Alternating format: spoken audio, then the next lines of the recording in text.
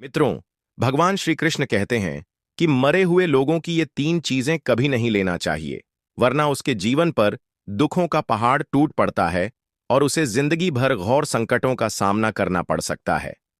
मित्रों, आइए जानते हैं वह कौन सी तीन चीजें हैं जो मृत व्यक्ति की जीवित व्यक्तियों को नहीं लेना चाहिए। इस संबंध में गरुड़ पुराण में बताया गया है। और एक बार पक्षीराज गरुड़ ने भगवान श्री कृष्ण से भी इस बारे में पूछा था। वही कहानी आइए हम आपको सुनाते हैं। मित्रों, एक बार की बात है कि गरुड़ जी जो भगवान विष्णु के वाहन है, अपने मन में एक शंका लेकर के भगवान श्री कृष्ण के पास द्वारिका में। मित्रों, एक बार की बात है कि गरुड़ जी जो भगवान विष्णु के वाहन है, अपने मन में एक शंका लेकर के भगवान श्री कृष्ण के पास द्वारिका में आते हैं। तभी भगवान श्री कृष्ण गरुड़ देव को देख करके बहुत प्रसन्न होते हैं और उनका स्वागत करते हैं और कहते हैं कि हे गरुड़ देव, द्वारिका में आपका स्वागत है। तुम्हारे आने से मुझे अत्यंत प्रसन्नता हुई है। निसंदेह तुम्हारे आगमन का कोई विशेष कारण होगा। बताओ किस प्रयोजन से तुम यहां पधारे हो। मित्रों, तब गरुड़ जी भगवान को प्रणाम करते हुए कहते हैं कि हे प्रभु, आप तो सर्वज्ञानी है, आप सब कुछ जानने वाले हैं, आपसे इस संसार में कुछ भी छिपा नहीं है। मैं आपके पास एक शंका को लेकर के आया हूं, जिससे मैं बहुत ही बेचैन हूं, जिसका समाधान केवल प्रभु आप ही कर सकते हैं। मित्रों, इस तरह से फिर भगवान श्री कृष्ण मुस्कुराते हुए कहते हैं कि हे पक्षीराज गरुड़, आपके जो भी शंका हो, निसंकोच होकर के पूछो, क्योंकि तुम्हारी हर शंका और समस्या का समाधान करना मेरा कर्तव्य है। इस तरह से गरुड़ जी गंभीर स्वर में कहते हैं कि हे प्रभु, मेरा प्रश्न यह है कि जब कोई जीव मृत्यु को प्राप्त होता है, तब वह अपने साथ कौन कौन सी चीजें लेकर के जाता है, और मृत्यु के बाद उस प्राणी से जुड़ी कौन कौन सी वस्तुओं का उपयोग अन्य लोगों को नहीं करना चाहिए। मित्रों, फिर भगवान श्री कृष्ण कहते हैं, हे पक्षीराज गरुड़, तुम्हारा प्रश्न अत्यंत महत्वपूर्ण और मनुष्यों के लिए कल्याणकारी है। इस तरह से पक्षीराज गरुड़ को भगवान श्री कृष्ण समझाते हुए कहते हैं, इस संसार में जो भी जन्म लेता है उसकी मृत्यु निश्चित है। मनुष्य इस संसार में खाली हाथ अवश्य आता है, लेकिन जब उसकी मृत्यु होती है तो वह अपने साथ 5 चीजों को लेकर के जाता है। और यह भी पूरी तरह से सत्य है कि जीवित मनुष्य को मरे हुए व्यक्ति की 3 चीजों का उपयोग भूल करके भी कभी नहीं करना चाहिए। हे पक्षीराज, तुम्हारे इन दोनों प्रश्नों का उत्तर देने से पहले मैं तुम्हें एक ब्राह्मण और 5 प्रेतों की कथा सुनाता हूं, जिससे तुम्हारे सभी प्रश्नों का समाधान हो जाएगा। इसलिए इस कथा को बहुत ध्यान से सुनना, क्योंकि इसी के माध्यम से मानव जीवन के गहरे रहस्य को समझा जा सकता है। इस कथा का श्रवण करने से मनुष्य के सभी पाप नष्ट हो जाते हैं। इसलिए इस कथा का तुम प्रचार भी करो। मित्रों, इस तरह से पक्षीराज गरुड़ कहते हैं कि हे प्रभु, मैं इस कथा को बड़े ध्यान और लगन के साथ सुनूंगा। अंत तक जो भी इस कथा में है वह सब मैं करूंगा, और इस कथा का प्रचार प्रसार भी मैं करूंगा। इसलिए आप कथा को सुनाना प्रारंभ कीजिए। दोस्तों, तभी भगवान श्री कृष्ण कथा को सुनाना प्रारंभ करते हैं। भगवान श्री कृष्ण कहते हैं कि एक समय की बात है, देव शर्मा नाम का एक गरीब ब्राह्मण रहता था, जिसमें वह अत्यंत गुणवान और शास्त्रों में पारंगत था। उसने वेदों और शास्त्रों का बहुत गहराई से अध्ययन किया हुआ था, किंतु वह कभी भी अपने ज्ञान का दुरुपयोग नहीं करता था। उसने कभी भी अपने ज्ञान का उपयोग धन कमाने के लिए नहीं किया। वह अत्यंत गरीब होते हुए भी भिक्षा मांग करके अपना जीवन का गुजारा करता था। मित्रों, फिर एक दिन वह ब्राह्मण तपस्या करने के उद्देश्य से वन में जाने का विचार करता है। फिर कुछ दिनों के बाद ईश्वर का ध्यान करने की इच्छा से वह वन में विचरण करने लगता है। वह जिस वन में प्रवेश करता है उसका नाम था घना वन। जो वह वन था वह अत्यंत ही भयानक और डरावना था, जिसकी चर्चा दूर दूर तक हुआ करती थी। बहुत कम लोग इस वन में प्रवेश करने का साहस करते थे, क्योंकि वहां का वातावरण भय से भरा हुआ था। घना वन में ऊंचे ऊंचे पेड़ थे, जिसकी शाखाएं इतनी घनी थीं कि सूर्य की किरणें भी नीचे तक नहीं पहुंच पाती थीं। इसी वन में कुछ पेड़ बहुत ही पुराने समय के थे। जैसे महावृक्ष विशाल जड़ें जमीन से बाहर निकल करके हर दिशा में फैली हुई थी, वह बरगद का और अस्वस्थ जैसे वृक्षों की भरमार थी। जो अपने नीचे किसी को भी दबा सकते थे। इसी भयंकर वन में मांडव और सम जैसे वृक्ष भी थे, जिनके पास से गुजरते समय रोंगटे खड़े हो जाते थे। इन वृक्षों की शाखाएं मुड़ी, तुड़ और विकृत थीं और उन पर अक्सर अजीब जीव लटके रहते थे। वहां उगने वाले पौधे भी डरावने थे और विशाल थे।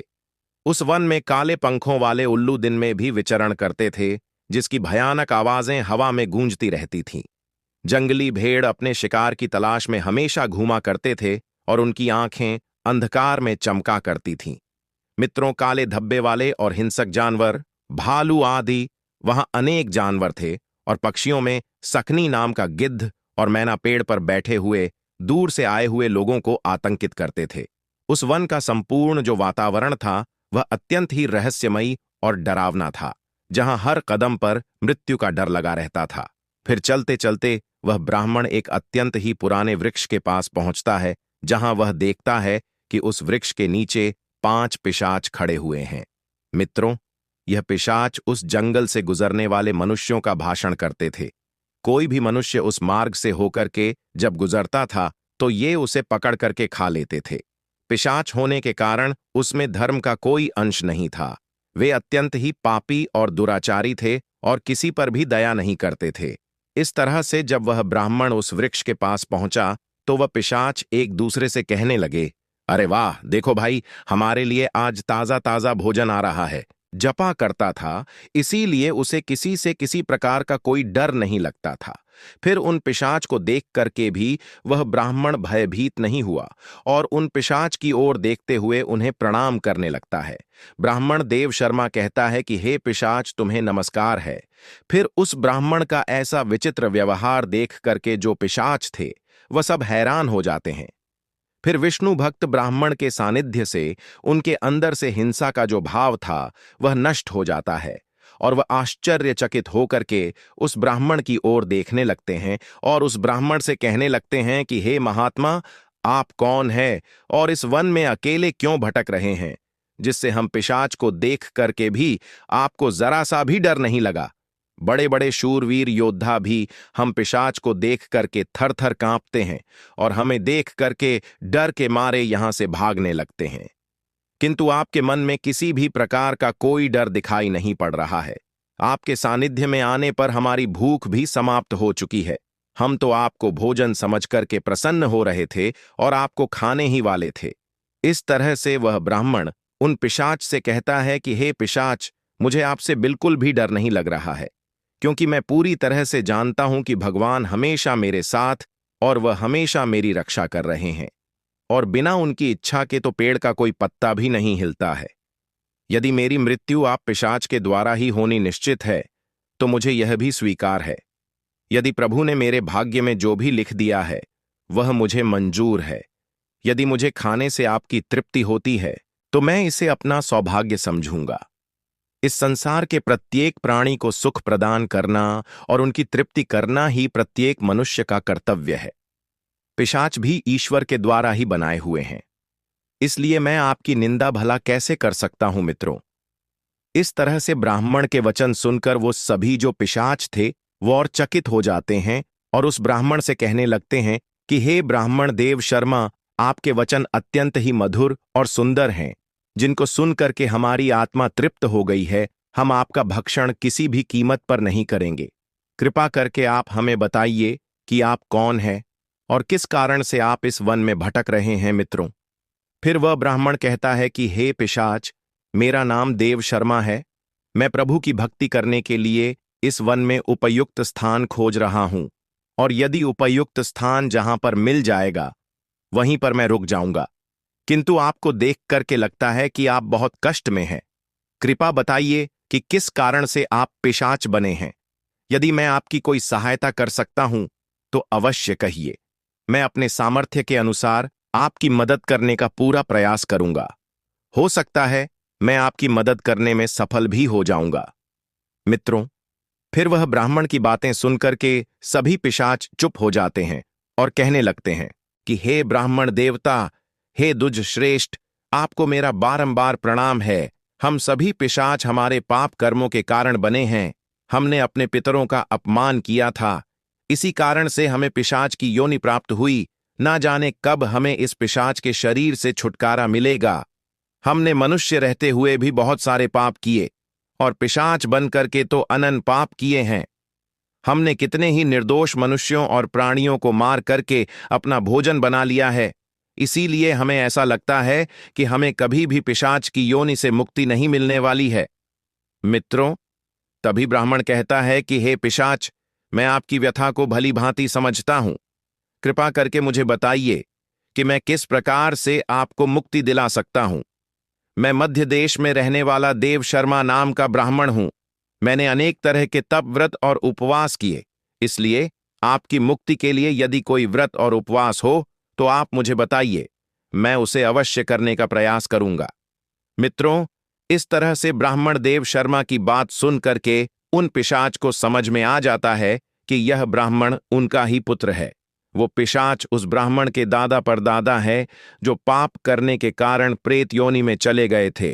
फिर भगवान श्री कृष्ण कहते हैं कि हे गरुण, इस प्रकार से उन पिशाच को जब यह पता चला कि वह ब्राह्मण उनका ही वंशज है, फिर वह सभी पिशाच अपने अपने पाप कर्मों के विषय में उस ब्राह्मण से बताने लगते हैं। पहला पिशाच, जिसका नाम था ऊंची, वह आगे बढ़ा और उसका शरीर मांस और खून से सना हुआ था और उसकी आंखों में अधर्म की अग्नि जल रही थी। उसने कांपते हुए देव शर्मा से कहा कि मेरा नाम ऊंची इसलिए पड़ा क्योंकि मैं हमेशा दूसरों का बचा हुआ और जूठन खाया करता था। मैं पिछले जन्म में बृहस्पति था और तुम्हारा 5 पीढ़ी पहले मैं पूर्वज था। एक समय में मैं बहुत विद्वान और आदरणीय ब्राह्मण था। मैंने यज्ञ और अनुष्ठान किए, लेकिन धीरे धीरे मेरी लालसा बढ़ गई। मुझे लोगों के द्वारा छोड़ा हुआ भोजन खाने की आदत पड़ गई। दूसरों के झूठे भोजन में मुझे स्वाद आने लगा। मैंने यह जानने के बावजूद भी कि झूठा भोजन अधर्म है, झूठे भोजन का आदान प्रदान शुरू कर दिया। एक दिन जब मैंने एक पवित्र यज्ञ के बाद बचा हुआ भोजन खा लिया, उसी भोजन से मेरे शरीर में विष का निर्माण हुआ और उसी क्षण मेरी मृत्यु हो गई। अब मैं पिशाच बन करके ऊंची भोजन करता हूं और यही मेरा श्राप है। मित्रों, दूसरा पिशाच, जिसका नाम था नग्न अंग था, वह आगे बढ़ा और उसका पूरा शरीर नग्न था और उसकी हड्डियां दिख रही थी। मित्रों, उसने ब्राह्मण की ओर देख करके कहा कि हे ब्राह्मण देव शर्मा, मेरा नाम नग्न अंग है, इसीलिए मेरा नाम पड़ा क्योंकि मैं हमेशा निर्वस्त्र होकर के स्नान करता था। पूर्व जन्म में मेरा नाम कुलदेव था और मैं तुम्हारी 6ठी पीढ़ी का पूर्वज था। मैं एक ब्राह्मण के कुल में मुझे जन्म मिला था और मेरे पास ज्ञान और तप की बड़ी अपार शक्ति थी। लेकिन मैं अपने शरीर का घमंड करने लगा और मुझे स्नान करते समय नग्न रहने में आनंद आने लगा और मैंने समाज के नियमों का अपमान किया। मैं इसे स्वाभाविक मानता था, परंतु यह अधर्म था। फिर एक दिन जब मैं नगर के तालाब में नग्न होकर के स्नान कर रहा था, तभी जल देवता ने मुझे श्राप दे दिया कि मैं अपने घमंड के कारण पिशाच योनि को प्राप्त करूंगा। मेरी मृत्यु उसी तालाब में डूब करके हो गई और अब मैं पिशाच हूं और मेरा शरीर हमेशा नग्न रहता है। मित्रों, तीसरा पिशाच, जिसका नाम था मृतक देव, उसके शरीर पर मृत लोगों के फटे हुए कपड़े लिपटे हुए थे। उसकी आवाज में बड़ा दर्द था। उसने कहा कि मैं इस योनि में इसलिए हूं क्योंकि मैंने हमेशा मृत व्यक्तियों के कपड़े चुराए। पिछले जन्म में मेरा नाम भीष्म देव था। मैं तुम्हारे पूर्वजों में से था और एक आदरणीय ब्राह्मण था, कुल से संबंध रखता था। लेकिन मेरे मन में लालच बढ़ता चला गया। मैं शमशान भूमि में जाकर के मृतकों के वस्त्र चुराता और उन्हें बेच दिया करता था और मरे हुए लोगों के वस्त्र पहन करके मुझे बड़ी ही सुख की अनुभूति होती थी। मेरे इस अधर्म को देख करके देवताओं ने मुझे श्राप दिया कि मेरी मृत्यु भी शमशान में होगी और मैं पिशाच बनकर के हमेशा शव के वस्त्र पहनूंगा। इस तरह से मेरी मृत्यु शमशान में हो गई, जहां एक भयंकर पिशाच ने मुझे मार दिया। अब मुझे मृतकों के वस्त्र पहनने का श्राप मिला है। मित्रों, चौथा जो पिशाच था, जिसका नाम था कब्याहारी, उसका मुख रक्त से लथपथ था और उसके हाथों में मांस के टुकड़े थे। मित्रों, ब्राह्मण से उस पिशाच ने कहा कि मैं कब्याहारी हूं क्योंकि मैं मांस और रक्त का लोभी था। पूर्व जन्म में मेरा नाम श्याम था और मैं तुम्हारा पूर्वज था। मैंने ब्राह्मण होते हुए भी अनेक तरह की हिंसा और क्रूरता की और उसी क्रूरता और हिंसा से अपने जीवन का यापन किया। और मुझे मांसाहार और हत्या करने में बड़ा आनंद आता था, जिससे मैंने कई निर्दोष प्राणियों का खून बहाया और उनका मांस खाया, और मैंने अपने परिवार और समाज की मर्यादाओं का उल्लंघन किया। मेरे इसी अधर्म के कारण मेरी मृत्यु एक मांसाहारी भोजन के दौरान हो गई। जब मैंने एक गाय का मांस खाया तो देवताओं ने मुझे श्राप दिया कि मैं इस पिशाच योनि में आकर के रक्त का मांस का लोभी बनूंगा। अब मैं हमेशा कब्याहारी बना हुआ हूं। अंत में पांचवा पिशाच असो था, जिसकी उपस्थिति इतनी गंदी और बदबूदार थी कि वह ब्राह्मण को सांस लेना भी कठिन हो रहा था। असो ने कहा कि हे ब्राह्मण देव शर्मा, मेरा नाम असो इसीलिए पड़ा क्योंकि मैंने हमेशा अपवित्र और गंदी चीजों में खुद को लिप्त रखा। मैं पिछले जन्म में गोविंद नाम का एक ब्राह्मण था और तुम्हारा पूर्वज था। मेरे जीवन में शुद्धता का कोई स्थान नहीं था। ब्राह्मण होते हुए भी मैंने अपवित्र जीवन व्यतीत किया। मैंने कभी अपने तन और मन की शुद्धता का कोई ख्याल नहीं किया। हमेशा मैंने गंदे वस्त्र पहने और हमेशा अपवित्र स्थानों में ही रहा। मैं कभी स्नान नहीं करता था, और यह सब जान करके भी मैंने धर्म के नियमों का पालन नहीं किया। इसीलिए मेरे इस पाप के कारण देवताओं ने मुझे श्राप दिया कि मैं अशुद्ध में लिप्त रह करके ही इस पिशाच योनि में भटक करके मेरी मृत्यु एक गंदे तालाब में डूब जाने के कारण हुई, और अब मैं इस पिशाच योनि में हूं, जहां मैं हमेशा अपवित्र से घिरा रहता हूं। दोस्तों, इस तरह से पिशाच कहते हैं कि बत हम हमेशा ऊंची वस्त्र पहनते थे, लेकिन गंदे और मैले वस्त्र पहन करके ही भोजन, पूजा पाठ आदि कार्य किया करते थे। हमने हमेशा ऊंची भोजन ग्रहण किया है, इसी कारण से हमारी यह दुर्गति हुई है। हम निर्वस्त्र होकर के स्नान करते थे, जिस कारण से हमारे पितृ हमसे रुष्ट हो गए। हमने कभी भी अपने पितरों के लिए भोजन अर्पित नहीं किया, इसी कारण से हमें मृत्यु के बाद प्रेत योनि में जाना पड़ा। और इसके बाद मित्रों फिर वह पिशाच कहते हैं कि तुम हमारे ही वंश से हो, हम तुम्हारे पूर्वज हैं। यह ईश्वर की कृपा है कि उन्होंने तुम्हें हमारे पास भेज दिया है। अब हमें पूरा विश्वास हो गया है कि तुम हमें मुक्ति जरूर दिलाओगे। मित्रों, इस तरह से वह पिशाच कहते हैं कि हे ब्राह्मण देव शर्मा, तुम अभी जाओ और हमारी मुक्ति के लिए कोई उपाय करो। उन पिशाच की बात सुनक के ब्राह्मण देव शर्मा अपने पूर्वजों की ऐसी दशा देख करके बहुत दुखी हो जाता है और अपने मन में विचार करने लगता है कि प्रत्येक मनुष्य का यह निहित कर्म है कि वह अपने पूर्वजों को मुक्ति दिलाने के लिए कार्य करे। फिर वह ब्राह्मण उन पिशाच को वचन देता है और कहता है कि हे पितामह, मैं आपकी मुक्ति के लिए अवश्य कोई ना कोई उपाय करूंगा। और इसके बाद वह ब्राह्मण देव शर्मा मुनि अगस्त के पास जाता है और उनकी मुक्ति के लिए उपाय पूछता है। फिर मुनि अगस्त उस ब्राह्मण को पितरों की मुक्ति के लिए तर्पण, श्राद्ध, पिंड दान और धर्म आदि क्रियाओं के बारे में बताते हैं। तब वह देव शर्मा ब्राह्मण पवित्र नदी के तट पर जाकर के अपने पूर्वजों के लिए वह सभी कार्य करता है जो मुनि अगस्त ने उसे बताए थे।